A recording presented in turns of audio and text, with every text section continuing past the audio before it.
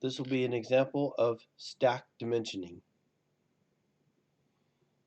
Under stack dimensioning, simply select your lines furthest apart so that you can grab the lines in between, and it'll automatically figure that out for you. That is stack dimensioning. If you go to stack dimension and you try and go in order, a lot of times it'll do stuff like this, and that is not what I'm trying to get. Okay, so that's why I go from the two furthest lines apart and work my way inside. I'll hit undo to this. We'll go back to stack dimensioning and stack this line. And again, if I go in order, sometimes it works. Stack dimension, I didn't have it active. Select the bottom line, and I'll try and go in order. Sometimes it does work, and sometimes it doesn't. Okay, so here I missed. So to make sure it does work all the time, what I would do is go stack from bottom to top, the datum to the top line, and then I would just grab all the ones underneath. So I'd just start working my way up the ladder here, and that is how you do your stack dimensions.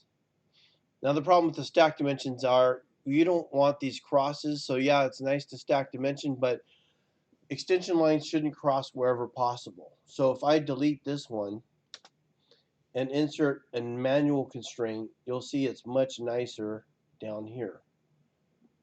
If I go to constraint, sorry,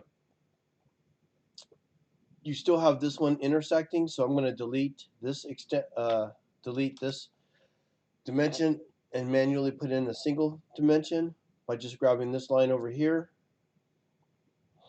selecting a position. Now none of the extension lines are crossing.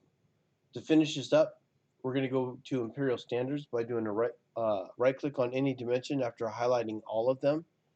I can go to Properties and change this to numDync and select Apply and OK. And now they are all in inches.